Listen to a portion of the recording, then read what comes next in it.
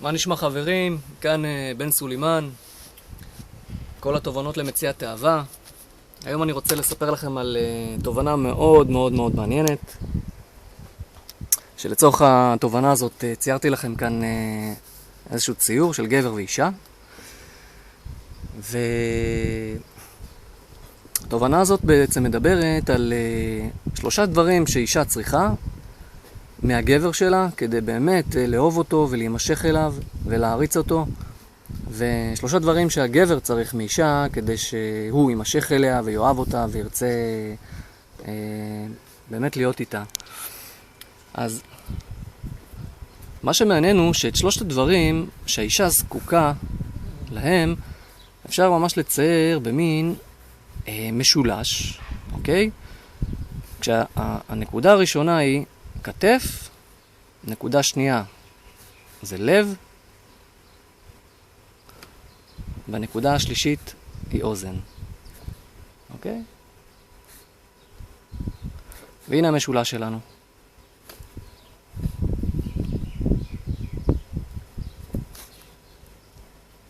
עכשיו, מה הכוונה? מה העניין פה? אז דבר ראשון שהאישה מאוד מאוד זקוקה לה זה לב. זאת אומרת, תשומת לב. כל אישה זקוקה להרבה תשומת לב. תשומת הלב זה משהו שנותן לה להרגיש קיימת, נחשקת, מוערכת, וזה מה שאישה רוצה באמת להרגיש. אפילו אולי בתת מודע זה יכול להזכיר לה משהו שנקרא אהבה קדמונית. אהבה קדמונית זה מושג, זאת אהבה שזכו לה אדם וחווה, כי בעצם לאדם וחווה לא היו מתחרים, לא היו הסחי דעת, והם זכו לאהבה מאוד מאוד מיוחדת. וכשגבר נותן לאישה את כל תשומת הלב, אז היא בעצם מרגישה שהיא היחידה בעולם, ואין אף אחת אחרת שמשתווה לה. אוקיי? אז זה דבר חשוב. דבר השני זה אוזן. אוזן קשבת. אישה זקוקה מאוד מאוד מאוד שהגבר יקשיב לה, יבין אותה, יאזין לה. לפחות אפילו ייתן לה את התחושה שהוא באמת איתה בעניין. אישה רוצה להרגיש שכשהיא משתפת את הבן זוג שלה, אז ממש חלק ממנה נכנס אליו, ואז בעצם היא זה הוא והוא זה היא. אוזן קשבת זה אחד הדברים החשובים ביותר כדי לחבר בין גבר לאישה, כדי שאישה באמת תרצה גבר. והדבר השלישי זה כתף תומכת. אישה מאוד מאוד זקוקה ורוצה שהגבר שלה יתמוך בה, ייתן לה ביטחון, יהיה סוג של מנהיג, שידע להוביל, שהיא תדע שאפשר לסמוך עליו, שאפשר שהיא תהיה מוגנת על ידו. וזה בעצם שייך לכתף התומכת. אוקיי? ושימו לב שבעצם יש כאן סוג של משולש. עכשיו בואו נעבור לגבר. הגבר, יש לו גם סוג של משולש. והוא הולך בצורה הבאה. הכבד, שנמצא בצד ימין, אוקיי? עקבה, אוקיי? ואיבר המין שלו, אוקיי? וגם פה נוצר סוג של משולש. ושימו לב עכשיו בעצם מה הגבר הכי רוצה בעולם. ואם אישה תצליח לספק לו את שלושת הדברים, הממדים האלה, היא פשוט שלו. הדבר הראשון זה קיבה. אוקיי? גבר פשוט נמס מכך שהאישה שלו מכינה לו, פשוט מאכילה אותו.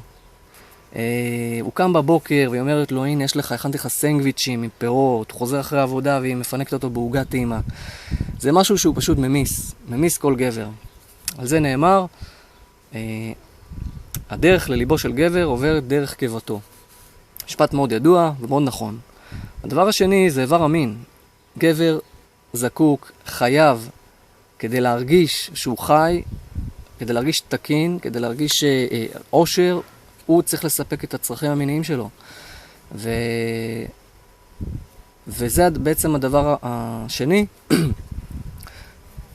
שצריך לספק לגבר. זה משהו שהוא מאוד מאוד חשוב, מאוד מאוד חשוב. הדבר השלישי זה הכבד. אוקיי? כבד מלשון כבוד, כבוד מלשון כבד. אומרים שהכבד, על פי חז"ל, זה מקום משכנם של היצרים. אחד היצרים החשובים ביותר זה הכבוד. לאו דווקא הכבוד, כבוד זה לאו דווקא משהו רע, גם דבר טוב. כולנו זקוקים לכבוד כדי להרגיש נורמליים, שבויים. אישה שתיתן לגבר כבוד, תיתן לו להרגיש כמו מלך, אז זאת אישה שקנתה את עולמה. גבר זקוק מאוד לכבוד. אני לא מתכוון עכשיו לכבוד קיצוני, אבל אישה צריכה לתת לגבר לפחות את התחושה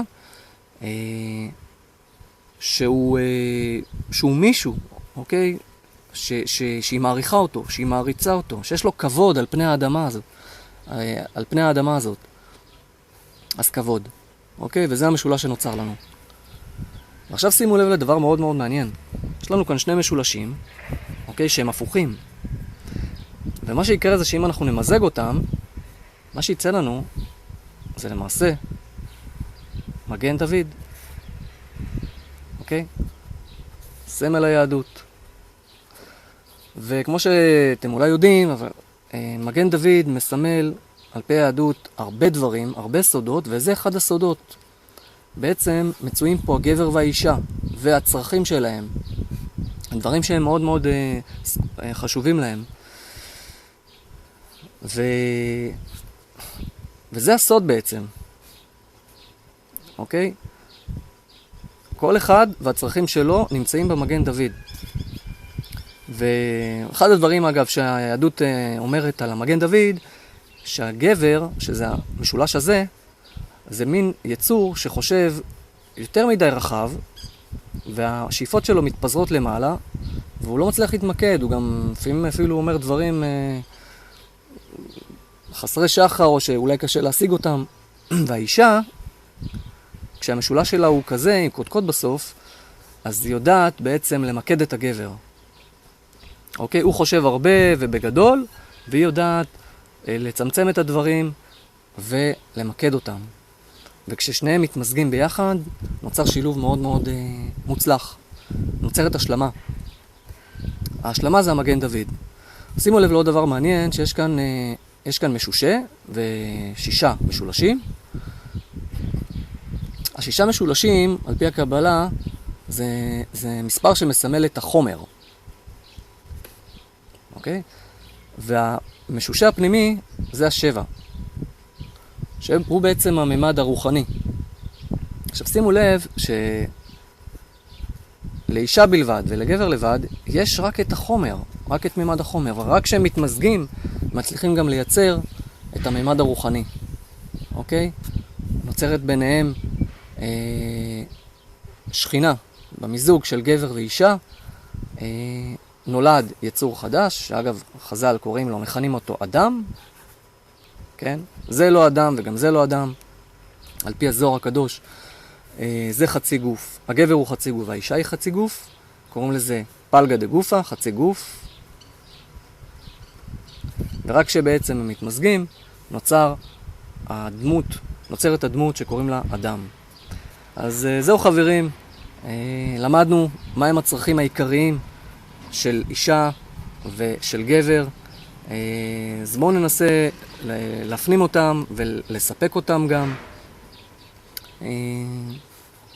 וזה הסוד שבעצם טמון במגן דוד.